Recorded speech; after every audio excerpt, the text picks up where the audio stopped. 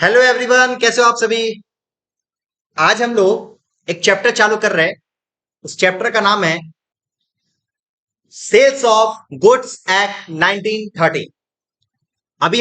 अभी तक हम लोग सीमे फाउंडेशंस का फर्स्ट चैप्टर कंप्लीट कर लिए। First chapter that is Indian contract act 1872। Now we are going to start a fresh new chapter called sales of goods act, जिसको हम लोग बहुत ही प्यार से बोलेंगे सोगा। क्या बोलेंगे बताओ? Sales of goods act short में क्या बोलेंगे बताओ? सोगा। अब सोगा क्या होता है, सेल्स के अंदर में क्या क्या है इस चैप्टर में, पहले मैं बताता हूं। पहले मैं हिस्ट्री इसका बताता हूं। आपको पता ही होगा कि ये ईयर दिया हुआ 1930। इसका मतलब कि ये आया कब होगा मेरे दोस्त? ये आया कब होगा? 1930 में। सब मेरे को डेट बता देते हैं। डेट डेट बताने में ज्यादा अच्छा रहता है भाई। तो मैं बताता हूं आपको यहाँ पे। साथ साथ आप मेरा उतारिएगा। साथ साथ उतारना है आपको। पहला point, it is applicable from. It is applicable from कब से एप्लीकेबल हुआ मेरे दोस्त? ये कब से एप्लीकेबल हुआ बताओ? ये हुआ 1 जुलाई। 1 जुलाई 1930। सर ये डेट याद कराइए ना सर, मैं डेट याद कराता हूँ, याद करो। आपको पता है सीए डे कब है? CA day, CAD, chartered accountant day कब है? 1 जुलाई है सर। 1 जुलाई 1930 में है। 1 जुलाई 1930 से ही क्या हुआ था? Sales of goods act applicable हुआ था। तो आपको डेट याद करने के लिए खाली याद रखना है कि सीए डे कब है। डेट याद करने के लिए क्या मैंने बताया आपको? डेट याद रखना है तो क्या कैसे याद रहेगा सर? TCA day. ठीक है, समझे क्या? It is applicable from what? It is applicable from 1 जुलाई 1930। देखिए, पहले इस एक्ट का नाम हुआ करता था Indian the Indian sales of goods act 1930। But इसको फर्दर 1963 में इसको क्या कर दिया गया? हटा दिया गया। 1963 में इसको पूरा का पूरा वाइप आउट कर दिया गया। सर डेट बताइए ना, डेट। मैं बताता हूं डेट। ये डेट होगा 22 सितंबर। 22 सितंबर को इसको पूरा कंप्लीटली क्या कर दिया गया? इसको वाइप आउट कर दिया गया। इंडियन वर्ड को वाइप आउट कर दिया गया। और वर्ड का नाम और एक्ट का नाम रखा गया सेल्स ऑफ गुड्स एक्ट 1930। इसका मतलब सेकंड पॉइंट हमारा निकल के आता है sir, the word the word India, Indian removed from. कब से हुआ मेरे दोस्त? डेट याद रखना जरूरी है सर। यस सर, डेट याद रखना जरूरी है। ये कब हुआ? 22 सितंबर 1963 में। मतलब जब ये एप्लीकेबल हुआ तब से कितने के बीच के गैप? 33 साल के बीच के गैप। 33 साल के बाद क्या हुआ? उसको याद आया कि इंडियन का वर्ड को हटा देना चाहिए। और फाइनली अब आज के समय में इसको क्या बोलते हैं हम लोग? Sales of goods act 1930। याद रखिएगा ये चीज। समझे क्या सर? Yes sir. ये बोलने का दरकार है क्या? ऑलरेडी आप इंडियन कॉन्ट्रैक्ट पढ़ के आ रहे हैं। It is applicable to, it is applicable to, applicable to whole of India. क्या है sir? Yes sir, all of India. Whole over India. Whole of India में बोल देख सकता हूं, होल ऑफ इंडिया। ये पूरा का पूरा ऑल ओवर इंडिया में क्या है? ये एप्लीकेबल है। समझे क्या सर? Yes sir. तो अभी हम लोग सेल्स ऑफ गुड्स एक्ट का बैकग्राउंड समझे कि इट इज एप्लीकेबल फ्रॉम कब? 1 जुलाई 1930। वर्ड था, क्या वर्ड था सर? ये वर्ड था इंडियन। इस इंडियन वर्ड को हटा दिया गया कब? 22 सितंबर 1930 को। And it is applicable to all over India. मैं बताया था इंडियन कॉन्ट्रैक्ट में ऑलरेडी मैंने बताया था कि it is applicable to all over India. Jammu and Kashmir हो, चाहे वो कन्याकुमारी हो, चाहे वो कुछ भी कोई भी स्टेट हो, कोई भी जगह हो इंडिया का, यदि वो इंडिया का है तो फिर आपको ये act sales of goods act का मजा वहां पे आपको मिलेगा। समझे क्या सर? यस सर, समझ गए। ठीक है सर, ये आप तो हिस्ट्री बता दीजिए। आप थोड़ा सा इस चैप्टर के बारे में बैकग्राउंड बताइए। मैं इस चैप्टर का बैकग्राउंड बताता हूँ। इस चैप्टर का जरूरत क्यों पड़ा? आपको पता ही होगा कि जब मैंने इंडियन कॉन्ट्रैक्ट एक्ट पढ़ाया था तो इंडियन कॉन्ट्रैक्ट एक्ट के पूरे सेक्शंस को मैंने 3 पार्ट में डिवाइड किया था। याद है? उसमें से एक पार्ट को मैंने बताया था कि भाई ये जो पार्ट है 76 से लेकर 123 तक, ये कौन सा सेक्शन के बारे में डील करता है? ये डील करता है किसके? सेल्स ऑफ गुड्स एक्ट के बारे में। तो ये कहीं और नहीं है। It was the part of it was the it was the part of what? ये किसका पार्ट था पहले सर? ये पार्ट था इंडियन कॉन्ट्रैक्ट एक्ट का। Indian contract act. ये किसका पार्ट था सर? ये इंडियन कॉन्ट्रैक्ट एक्ट का पार्ट था। क्योंकि इंडियन कॉन्ट्रैक्ट एक्ट में एक सेक्शन था, बताओ क्या सेक्शन, कहां से लेके कहां तक? 76 से लेके 123 सेक्शन तक पहले इंडियन कॉन्ट्रैक्ट एक्ट में था ये।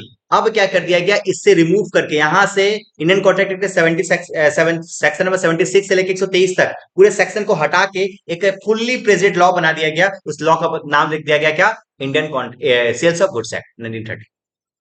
सर ये जरूरत क्यों पड़ा, मैं बताता हूं। देखो, मैंने कॉन्ट्रैक्ट एक्ट में आपको पढ़ाया था कि दो आदमी के बीच में कॉन्ट्रैक्ट बन रहा है, कोई सामान डिलीवरी करने का, ये सब बहुत सा चीज मैंने स्टोरी वगैरह बताया था, बहुत सारे एग्जाम्पल मैंने बताया था। जब ये इंडियन कॉन्ट्रैक्ट एक्ट बना, जब finally Indian Indian contract act बनने के बाद एग्जैक्टली हुआ क्या, रीजन मैं समझाता हूं। इंडिया में देखो, अधिकतर जितना भी कॉन्ट्रैक्ट हुआ करता था वो अधिकतर बिजनेस रिलेटेड हुआ करता था, और अधिकतर बिजनेस से रिलेटेड जो ट्रांजेक्शन हुए करते थे उसमें अधिकतर गुड्स मूवेबल गुड्स हुए करते थे। तो आपको पता ही हो गुड्स दो तरीके का होता है। गुड्स किन तरीके का होता है? दो तरीके का होता है। एक होता है मूवेबल, एक होता है क्या? मूवेबल। और एक होता है इमूवेबल।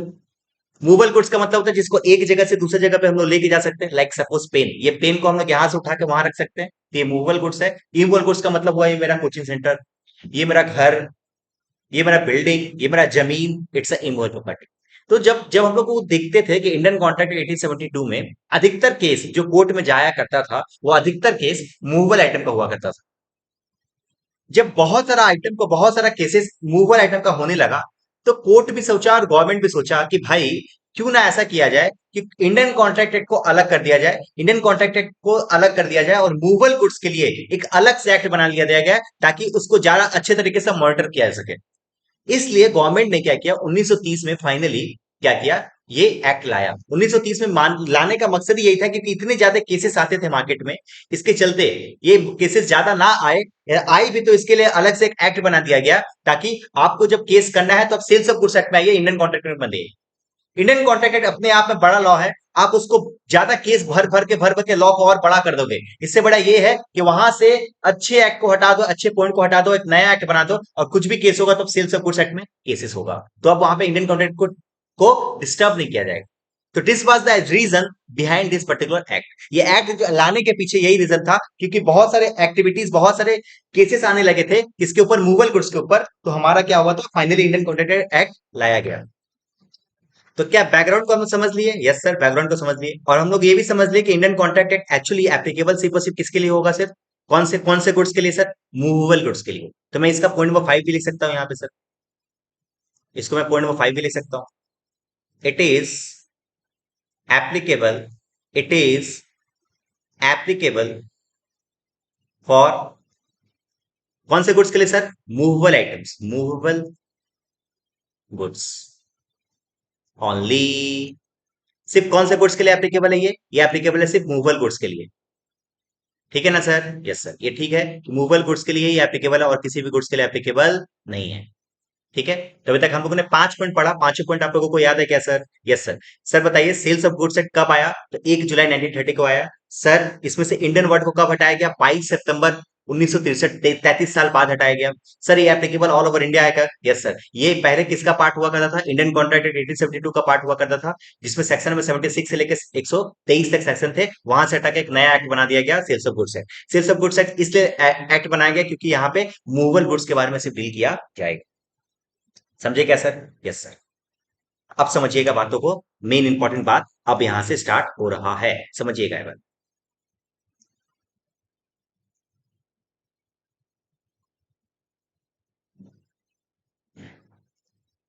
देखिए, मैं आपको एक ड्राइंग कर रहा हूं, उस चीज को समझना है। यदि मैं वर्ड बोल रहा हूं सेल्स, तो सेल्स के रिगार्डिंग आपको पता ही होगा कि दो बंदा को होना बहुत जरूरी है। सेल्स क्या अपने आप को आप सेल्स कर सकते हो कभी? किसी भी चीज को अपने आप को, खुद को सामान सेल बेच सकते हो? आंसर इज नहीं, ये पॉसिबल नहीं है। सेल्स में क्या होगा, दो बंदा होगा, एक का नाम होगा सेलर और एक का नाम क्या होगा सर? एक का नाम होगा बायर, राइट? एक का नाम होगा सेलर, एक का नाम होगा बायर। अच्छा, सेलर क्या करेगा सर? सेलर गुड्स, सेलर क्या करेगा? गुड्स को क्या करेगा? डिलीवरी करेगा। यस सर, गुड्स का क्या करेगा सर? डिलीवरी करेगा। सेलर क्या करेगा? देख, सेल्स में, सेल्स के कॉन्ट्रैक्ट में अपने को दो बंदे का होना जरूरी है। एक बंदे को बोलते हैं सेलर और एक बंदे को बोलते हैं बायर। सेलर क्या करेगा? सेल करेगा। सेलर क्या करेगा? सेल करेगा क्या? गुड्स। और उसके गुड्स में क्या करेगा? वो डिलीवरी करेगा। और इसके बदले में क्या करेगा? ये प्राइस पे करेगा। जैसे ही ये तीन काम हो गया, गुड्स का डिलीवरी हो गया और प्राइस हो गया, तो कॉन्ट्रैक्ट क्या बन जाएगा? ये क्या हो जाएगा? या तो ये हो जाएगा सेल, या तो होगा ये एग्रीमेंट टू सेल। सर ये क्या लिखा रहे सर? कुछ नहीं लिखा रहे दोस्त, एक बार खाली कॉपी में पहले उतारो, जैसे मैं ये ड्राइंग बनाया हूं ना, आप ये बार कॉपी में उतारो। तो मतलब ये समझ में आया कि to constitute sale we need to have two person, one person is called seller and the second person is called buyer. Where seller delivered goods to the buyer and the buyer have to pay the price for the goods is called sales of goods।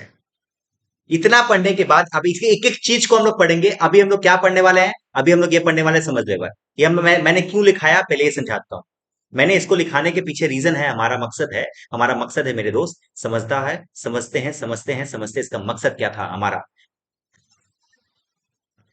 अब हम लोग एक एक चीज के बारे में समझेंगे कि सेलर क्या होता है सर, सर बायर क्या होता है सर, सर गुड्स क्या होता है सर, सर डिलीवरी क्या होता है सर प्राइस क्या होता है सर, उसके बाद सेल्स और एग्रीमेंट के बारे में समझेंगे क्या होता है सर। सबका एक एक मीनिंग समझेंगे और उसके बाद हम लोग इसके चैप्टर्स के अंदर का बातों को डिस्कस करा जाएगा। ठीक है, तो पहले आपने ये ड्राइंग बना लिया क्या? ये मैंने इसको पॉइंट नंबर 5 लिख सकता हूँ, मैं इसको पॉइंट नंबर 6 लिख सकता हूँ, ये पॉइंट नंबर छठा है। आप इसको रोमन मत लिखना, 1 2 3 पर ऐसे लिखना, ठीक है, क्योंकि मेरा नोट डाउन हो सकता है गलत हो जाए। ठीक है, आगे बढ़ू मैं? यस सर, चलिए आइए, उतार ले जल्दी उतार। चलिए, done. Yes, now, point number कौन सा है सर? पॉइंट नंबर 6 है क्या? सॉरी, पॉइंट नंबर 7 है क्या? यस सर, पॉइंट नंबर 7 है।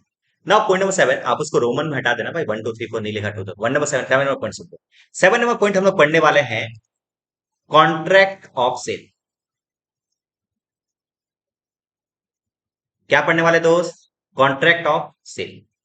सेक्शन नंबर कौन सा सर? ये सेक्शन नंबर है 4। सेक्शन नंबर कौन सा है सर? 4। सर सेक्शन याद करना क्या दरकार है? आंसर इज नहीं। नहीं, बट सेक्शन आपको याद हो जाए तो बहुत बेटर है। मैं क्लासेस में कोशिश कराता हूँ सेक्शन याद कराने का, और आपको याद हो जाएगा, टेंशन मत लो एक बार। ठीक है, आपको मेरे पास पढ़ोगे ना तो कभी भी कोई चीज का टेंशन का दरकार, लेने का दरकार, लेने का दरकार नहीं है। ठीक है, आइए समझते हैं बार इंडियन कॉन्ट्रैक्ट में, contract sorry, sales of goods act में कॉन्ट्रैक्ट ऑफ सेल्स क्या होता है। देखो, वर्ड कॉन्ट्रैक्ट ऑफ सेल्स अपने आप में बताता है कि it is a kind of contract where seller sells और agree to sell the goods is called contract of sales. Simple word में बताऊं कि कॉन्ट्रैक्ट ऑफ सेल्स का मतलब होता है एक स्पेशल टाइप का कॉन्ट्रैक्ट जिसके अंदर में सेलर एग्री या तो सेल कर देता है या तो बोलता है कि मैं आपको इस गुड्स को ट्रांसफर कर दूंगा, मैं सेल कर दूंगा। इसको बोलते हैं contract of sales. Contract of sales क्या होता है? कॉन्ट्रैक्ट ऑफ सेल्स अगेन सुनो, contract of sales means where, contract of sales means a contract where a seller sells or agree to sell, या तो बेच दिया है या तो बेच रहा है या तो बोला है कि मैं वादा कर रहा हूं कि मैं इस सामान को आपको बेच दूंगा। दोनों का दोनों कॉन्ट्रैक्ट ऑफ सेल्स है क्या? आंसर इज यस, दोनों के दोनों को हम लोग कॉन्ट्रैक्ट ऑफ सेल्स की कैटेगरी में डालते हैं। समझे क्या बात सर? Yes sir. तो कॉन्ट्रैक्ट ऑफ सेल्स का मतलब क्या होता है? ये सेक्शन नंबर कौन बताया सर? ये सेक्शन नंबर बताया, ये सेक्शन नंबर 4(1) बताया, 4 सेक्शन 1 बताया कि कॉन्ट्रैक्ट ऑफ सेल्स क्या होता है। मैंने क्या बताया? जिसे मैंने बताया मैं वैसे ही लिखूंगा, इसको ब्लैक से लिखता हूँ, देखो मैं जैसे बताया वैसे ही लिखूंगा। कॉन्ट्रैक्ट ऑफ सेल मैंने क्या बताया? It is a contract where, contract of sales क्या है? एक कॉन्ट्रैक्ट है जहां पे सेलर सेल्स और agree to sells, agree to sells. अच्छा, मैं सेल्स लिख रहा हूं तो मैं यहाँ पे ट्रांसफर वर्ड भी यूज कर सकता हूँ क्या सर? ये ट्रांसफर वर्ड भी यूज कर सकता हूँ क्या? हाँ सर, मैं यहाँ पे ट्रांसफर वर्ड भी यूज कर सकता हूँ। तो सर डायरेक्टली आप ट्रांसफर लिखाते हैं। अरे मेरे दोस्त, समझने के लिए मैंने sales or agree to sales लिखा है। अभी के लिए खाली थंबा, खाली वेट करो, मैं क्या लिखा रहा हूँ। कॉन्ट्रैक्ट ऑफ सेल्स के बारे में क्या लिखा हुआ है मैंने? कॉन्ट्रैक्ट ऑफ सेल्स में contract where, contract of sales एक ऐसा कॉन्ट्रैक्ट है जहां पे सेलर सेल्स मतलब ट्रांसफर या एग्री टू सेल्स मतलब एग्री टू ट्रांसफर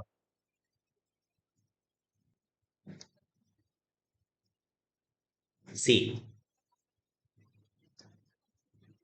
क्या ट्रांसफर करेगा sir? Property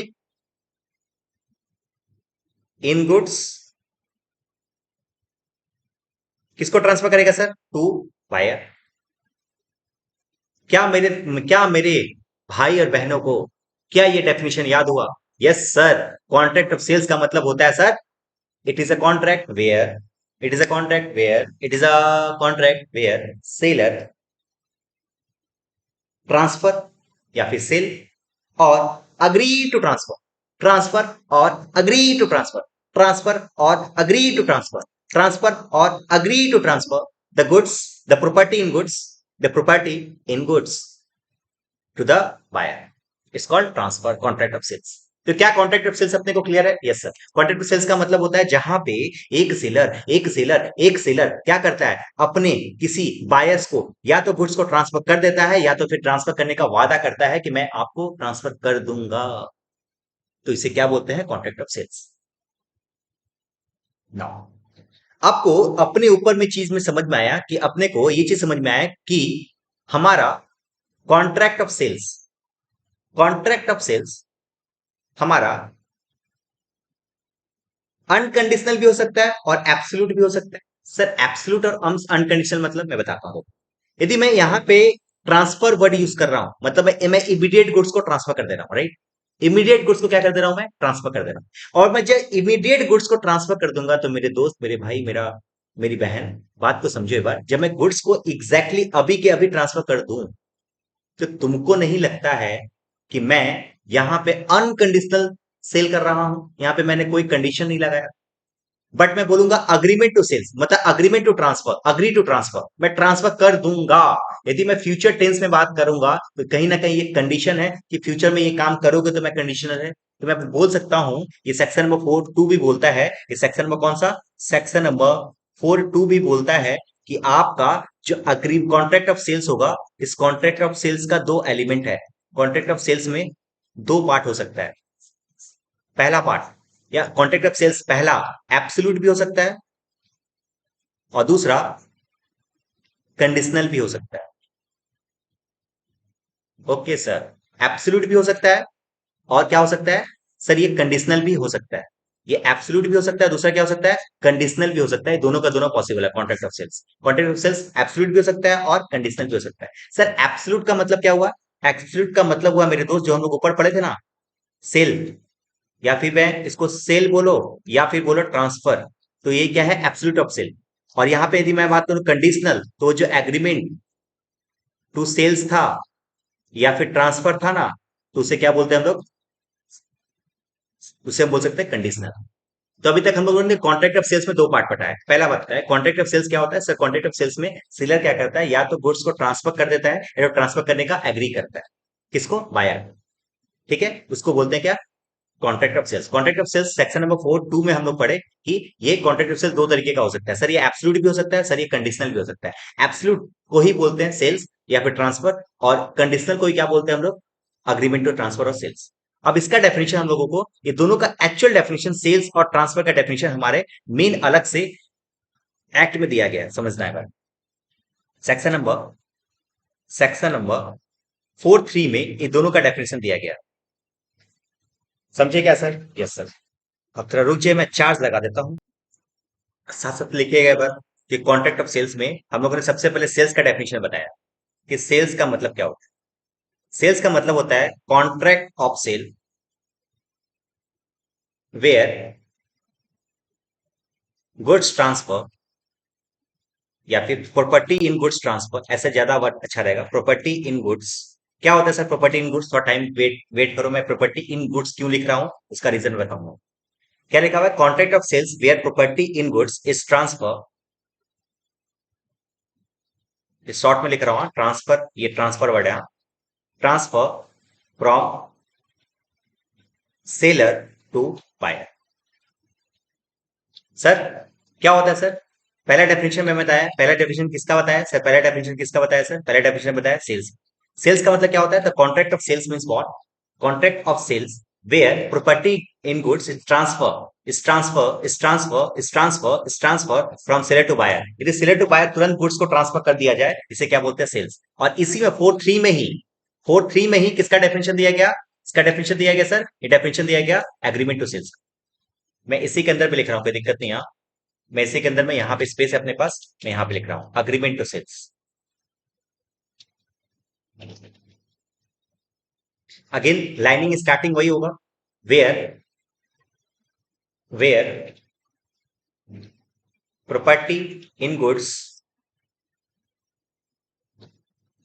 is transfer where property in goods is transfer in future date और सब्जेक्ट टू, मैं इसको सब्जेक्ट टू को शॉर्ट में लिखता हूं एस टी, ठीक है। Subject to condition are called agreement to sale, are called agreement to sale, agreement to sale. लिख लीजिए आराम से। पहले मैंने क्या बताया? दो चीज आपको मैंने बताया यहाँ पे, एक तो एग्रीमेंट टू सेल बताया और दूसरा क्या बताया? सेल्स बताया। सेल्स का मतलब हम लोगों ने ये सीखा कि कॉन्ट्रैक्ट एक्ट 1872 में सेल्स का, सॉरी, कॉन्ट्रैक्ट कॉन्ट्रैक्ट सेल्स में, कॉन्ट्रैक्ट ऑफ सेल्स में हम लोगों ने सबसे पहले 4.3 में क्या पढ़ा कि सेल्स का डेफिनेशन और एग्रीमेंट टू सेल्स का डेफिनेशन क्या है। सेल्स पहले मैंने बताया एग्रीमेंट टू सेल्स क्या होता है। एग्रीमेंट टू सेल्स मतलब फ्यूचर डेट में हो तो उसको बोलते हैं एग्रीमेंट टू सेल्स, और यदि वो लेटेस्ट तुरंत इमीडिएट हमारा गुड्स ट्रांसफर हो जाए सेलर से बायर को, उसे क्या बोलेंगे हम लोग? सेल्स। ठीक है, ठीक है। आप यदि वीडियो क्लासेस लिए हो हमारा, तो आप वीडियो को पॉज कीजिए और पॉज करके लिख लीजिए। मैं इसको आगे बढ़ रहा हूँ। आगे बढ़ो सर। Yes sir. तो एक चीज समझो एक बार, एक चीज समझो एक बार, यहाँ पे आपको समझ में आ गया होगा एक बात, कि यहाँ पे जो मैं बात कर रहा हूँ, यहाँ पे जो मैं बात कर रहा हूँ वो ये बात कर रहा हूँ कि हम लोग सेल्स को हम लोग बोल सकते हैं, सेल्स क्या है? Sales is a absolute, yes sir, जो हम लोग ऊपर लिखे थे ना। और इस एग्रीमेंट को, सेल्स को हम लोग क्या बोल सकते हैं? कंडीशनल, क्योंकि देखो यहाँ पे क्या लिखा हुआ है, where the properties goods transfer future, या तो फ्यूचर डेट में गुड्स को ट्रांसफर किया जाए, और सब्जेक्ट टू द कंडीशन, कुछ कंडीशन है जो फुलफिल होगा तब हम लोग क्या करेंगे? उसको एग्रीमेंट टू सेल्स करेंगे, मतलब सेल्स करेंगे, अदरवाइज नहीं करेंगे। तो ये कंडीशन, इसको बोल सकते हैं conditional contract of sale. Yes sir, ठीक है। यहाँ पे अपना खत्म होता है अपना कॉन्ट्रैक्ट ऑफ सेल्स। अच्छा, आगे बढ़ते हैं सर। और कुछ लिखा है क्या सर सेक्शन नंबर 4 में? हाँ लिखा गया है, और भी लिखा गया है। चलिए बताइए ना क्या है। कॉन्ट्रैक्ट ऑफ सेल में लिखा गया है सेक्शन नंबर, नेक्स्ट सेक्शन है सेक्शन नंबर 4। अब सेक्शन नंबर 4 क्या बोलता है समझना है। सेक्शन नंबर 4 बोलता है कि आपने सर बताया ऊपर में कि दो चीज होता है, एक होता है अग्रीमेंट टू सेल, आपने बताया कि ऊपर में क्या होता है सर, एक होता है एग्रीमेंट टू सेल और एक होता है सेल। तो सर अग्रीमेंट टू सेल्स और सेल्स में, अग्रीमेंट टू सेल्स सेल्स में कभी ना कभी तो कन्वर्ट होगा सर। हाँ सर। तो ये कब कंप्लीट होगा? याद रखना, ये दो केसेस में कंप्लीट होगा, या तो टाइम इलैप्स हो जाए, इलैप्स का मतलब टाइम आ जाए, या फिर हमारा कंडीशन फुलफिल हो जाए, कंडीशन फुलफिल।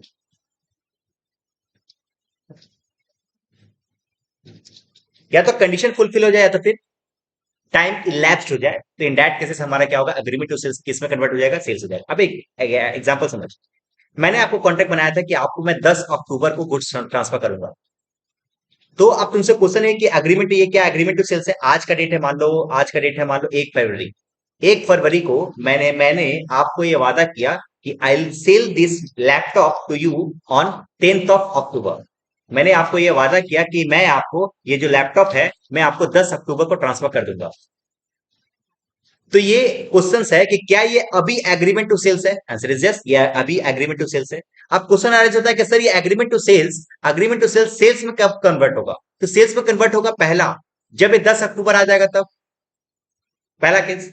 दूसरा केस, सर मान लीजिए इसमें कंडीशन मैंने रखा था कि आपको पहले पेमेंट करना है, तो जैसे आप पेमेंट कर दोगे, ये कंडीशन था, जैसे आपको ये पेमेंट आ जाएगा तो हमारा क्या हो जाएगा? ये एग्रीमेंट टू सेल सेल्स में कन्वर्ट हो जाएगा। तो ये दो केसेस में क्या हो सकता है? एग्रीमेंट टू सेल सेल्स में कन्वर्ट हो सकता है। कौन बोलता है? Section number 4। ठीक है, उतारिए फटाफट से। ठीक है, चलिए आगे बढ़े। Yes sir. टाइम इलेप्स, ठीक है, लिख लो। इलेप्स का मतलब टाइम आ जाना। इलेप्स का मतलब क्या होता है मेरे दोस्त? टाइम आ जाना। ठीक है, आगे बढ़े। Yes sir. देखो कितना सुंदर से, राइटिंग तो थोड़ा खराब है मेरा, बट भाई अपना नोट्स बन रहा है बहुत अच्छा ना। कॉपी में इतनी बढ़िया तरीके से आपका सुंदर राइटिंग हो तो नोट्स बहुत भयंकर बन रहा है भाई। आइए, नेक्स्ट पॉइंट पढ़ रहे हैं हम लोग। और अपने सीमे फाउंडेशन में खासियत है कि एमसीक्यू है। मैं आपको जैसे लिखा रहा हूँ ना नोट्स, यदि आपको नोट्स का एक एक वर्ड आपको याद है, तो दुनिया का कोई भी एमसीक्यू पूछ दे आपके इंस्टीट्यूट ने, आपका आंसर होगा। गारंटी मैं बोल रहा हूँ आपके पास आंसर हो। बट खाली मैं जैसे मैं नोट डाउन करा रहा हूँ वो नोट डाउन अच्छी तरीके से करते जाओ, एक भी चीज मत छोड़ना। और बार बार जैसे मैंने क्लास कराया, आप बार बार क्या करोगे, उस पेजेस को कम से कम रीड आउट करते रहोगे। आप देखोगे ना, जैसे ही मैंने ये, मैं कुछ पढ़ा दूंगा, कुछ पार्ट अच्छा खासा जब कंप्लीट हो जाएगा, तब मैं आपके इंस्टीट्यूट का मैट खोलूंगा, तब आप देखोगे ना इंस्टीट्यूट का एक एक पेज हम लोग, एक एक वर्ड हम लोग पढ़ चुके हैं। ये खासियत है लॉ का। ठीक है, चलिए आइए। आइए, अब नेक्स्ट पॉइंट हम लोग पढ़ने वाले हैं, what is the essential element of a contract of cell.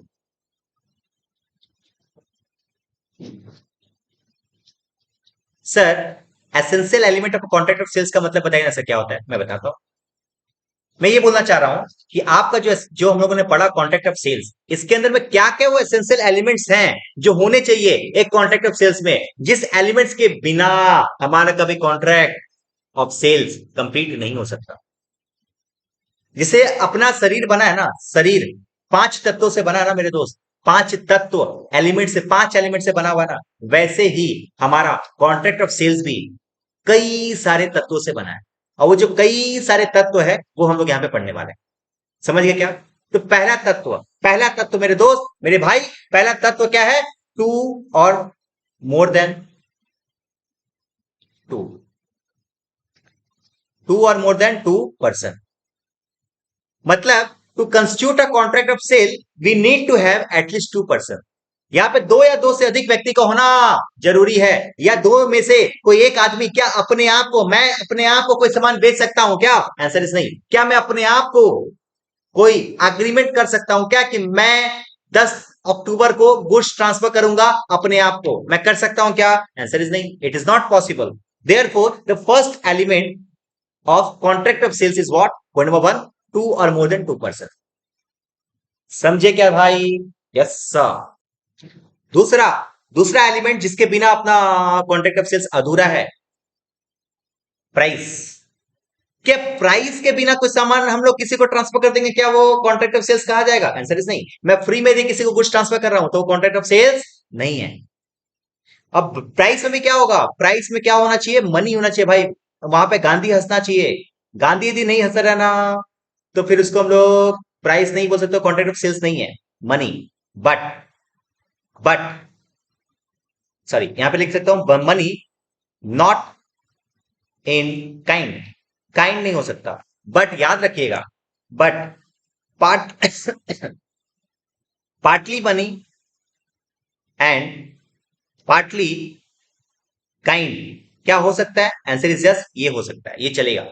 But सिर्फ मनी चलेगा, सिर्फ मनी चलेगा, बट सिर्फ काइंड नहीं चलेगा।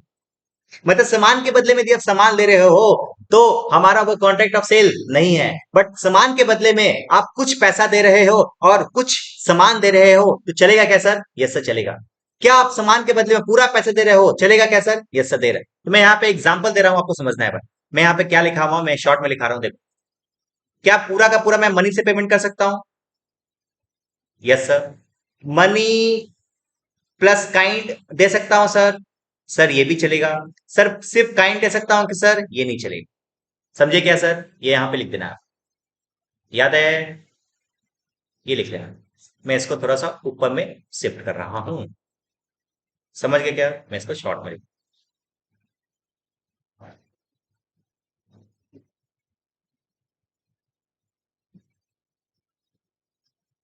ठीक है, आइए। क्या मनी, मनी चल सकता है? हाँ, मनी प्लस काइंड भी चल सकता है। काइंड चल सकता है? आंसर इज नहीं चल सकता, काइंड नहीं चल सकता। समझे क्या बात? Yes sir. Now it is clear all of you. Party, partly, partly लिखा हुआ है, partly. Partly money and partly kind चलेगा। ठीक है, आइए तो हम लोग क्या पढ़ रहे थे, essential element of a contract of sales. Point number 1 हम लोगों ने पढ़ा कि there must B to or more than two person, दो या दो से अधिक व्यक्ति होने चाहिए एटलीस्ट। और पॉइंट नंबर 2 क्या है, there must be price and price must be in money, money term में, बट प्राइस काइंड नहीं हो सकता है। बट याद रखना पार्टली मनी पार्टली काइंड चल सकता है क्या, yes.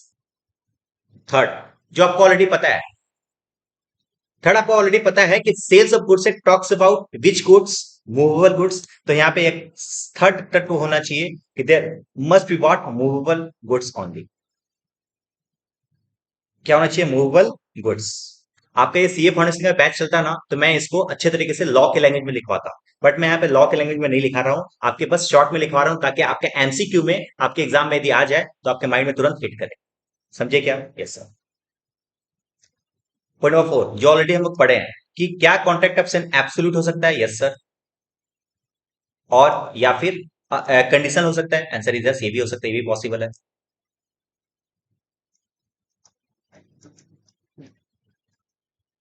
Yes sir. There must be transfer, next point क्या है, there must be transfer of goods from seller to buyer. मैंने कोई भी नया चीज नहीं लिखा है, हाँ अभी तक मैंने जो भी मैंने लिखा हुआ है आपको ऑलरेडी पता है। पहला, दो या दो से अधिक व्यक्ति का होना जरूरी है, यस सर। प्राइस होना जरूरी है, प्राइस में मनी होना चाहिए, मनी मनी होना चाहिए, काइंड नहीं चलेगा, but partly money partly kind चलेगा। मूवेबल गुड्स होना चाहिए, आपको ऑलरेडी पता है। एब्सोल्यूट हो सकता है, अनकंडीशनल कंडीशनल भी हो सकता है, और यहाँ पे गुड्स का ट्रांसफर होना चाहिए किससे, सेलर से बायर को। ठीक है, यहाँ तक पहले उतारो, यहाँ तक उतारो जल्दी से। ठीक है, लास्ट पॉइंट, पॉइंट नंबर 6। देखो, टॉपिक का नाम ही है कॉन्ट्रैक्ट ऑफ सेल्स। इसका मतलब क्या बताता है सर, इसका मतलब ये बताता है कॉन्ट्रैक्ट ऑफ सेल्स का मतलब कॉन्ट्रैक्ट तो है ना मेरे दोस्त। और हम लोग कॉन्ट्रैक्ट एक्ट 1872 में पढ़ के आए हैं कि इंडियन कॉन्ट्रैक्ट एक्ट में सेक्शन नंबर 10 में ऑलरेडी स्पेसिफाइड है कि हमारा कॉन्ट्रैक्ट के अंदर में क्या क्या एसेंशियल एलिमेंट्स होने चाहिए। तो क्या इसमें भी वो सारे के सारे एसेंशियल एलिमेंट होने चाहिए, फ्री कंसेंट, लॉफुल कंसिडरेशन, क्या सब के सब चीज यहाँ पे, लॉफुल ऑब्जेक्ट, ये सारा का सारा चीज यहाँ पे भी होना चाहिए, answer is yes. all all essential element of a contract which is specified which is specified which is specified under Indian Contract Act, Indian Contract Act।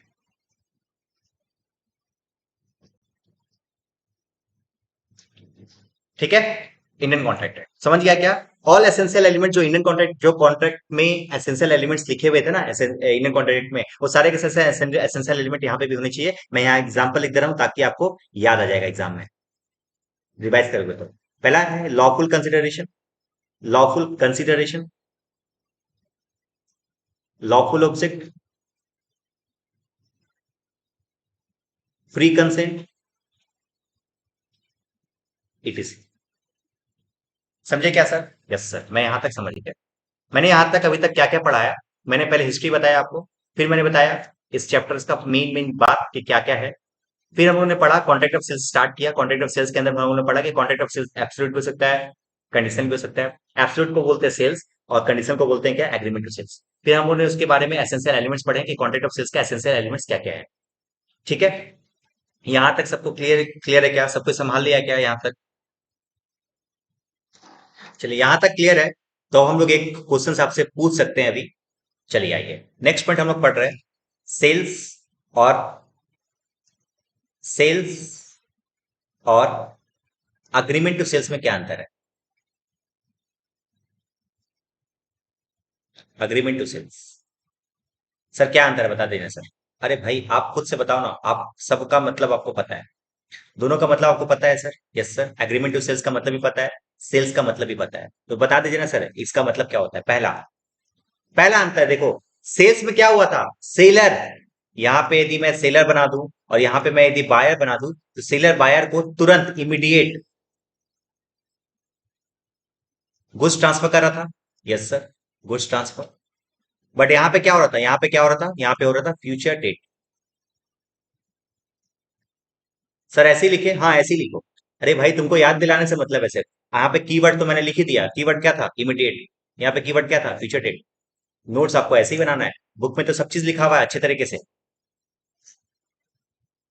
Sir दूसरा डिफरेंसेस बताइए ना सर। अरे भाई अब खुद बताओ ना, क्या होता है बताइए। एक बात बताइए, इमीडिएट यदि गुड्स आपको ट्रांसफर हो गया तो who is the owner, buyer के सेलर। सर बायर ओनर है कि सेलर ओनर है, सर इस केसेस में तो अभी भी गुड्स किसका है, बायर का है। Answer is owner. ओनरशिप किसके ऊपर है, ओनरशिप। ओनर कौन है, यहाँ पे बायर है।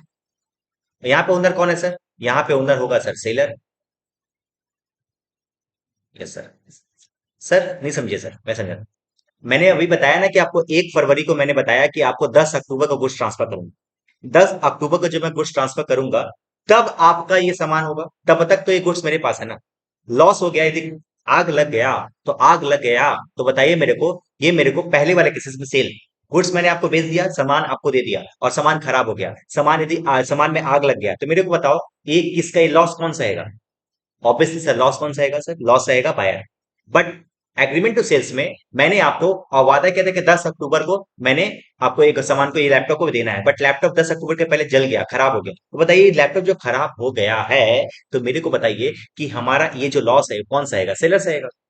समझे क्या सर, यही अपना थर्ड डिवीजन। लिखो, थर्ड डिवीजन में लिखो। Point number three, loss of destruction.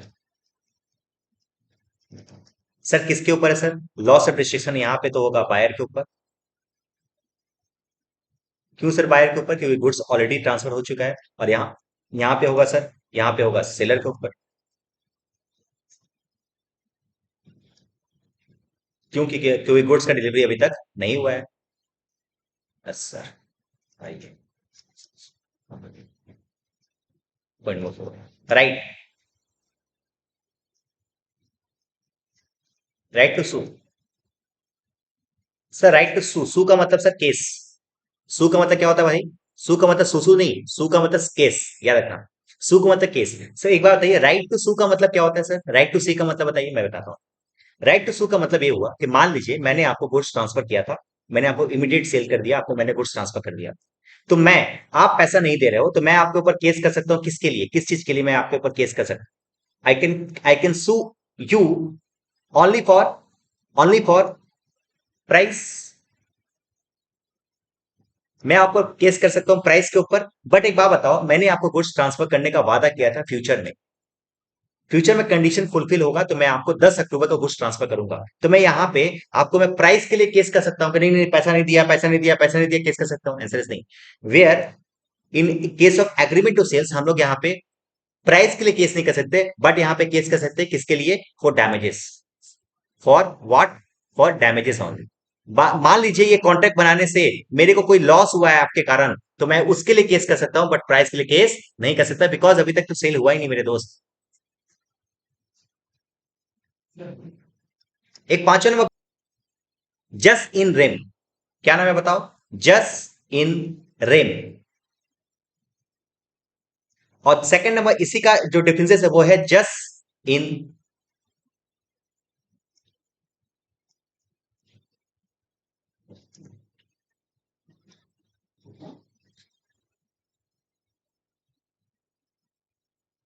Just in personam.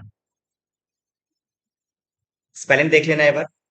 Spelling है, जस्ट इन रेम का मतलब होता है JUSIN REM, just in rem, and jus in personam PRSONAM।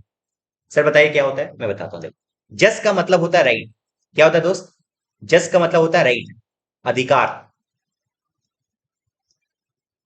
और पर्सोनल, रेम का मतलब क्या होता है सर, रेम का मतलब होता है थिंग्स, कोई सामान के ऊपर। वैसे ही पर्सोनम, पर्सोनम का मतलब होता है पर्सन।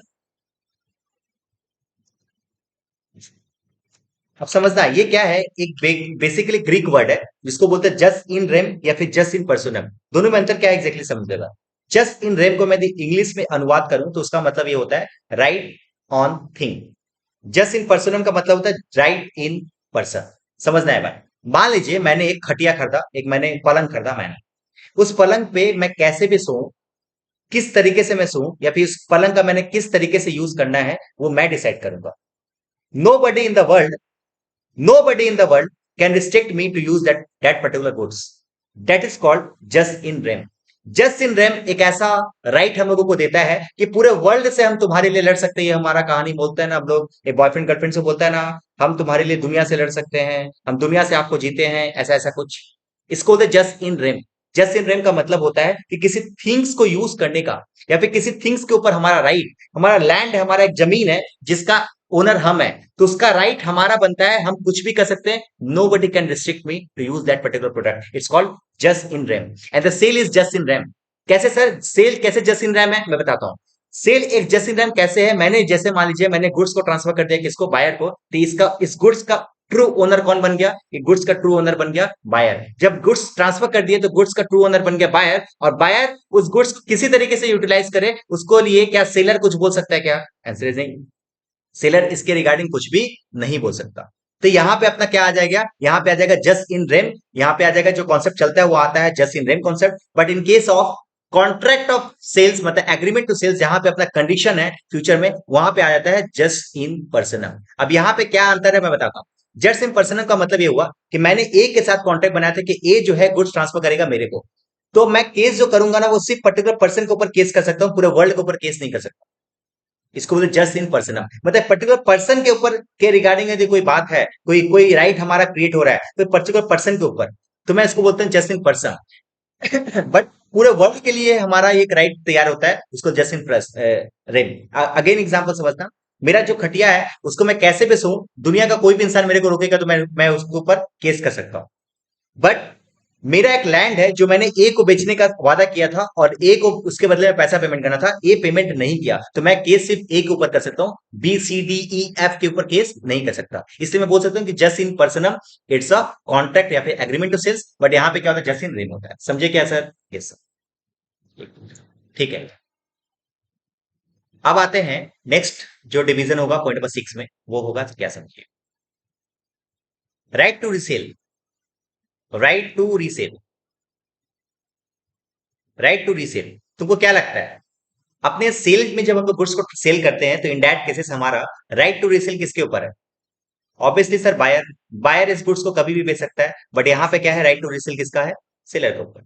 वो किसी और को सामान बेच सकता है, मान लीजिए आपने उसका कॉन्ट्रैक्ट को कंप्लीट नहीं किया, तो आपका कंडीशन फुलफिल नहीं किया।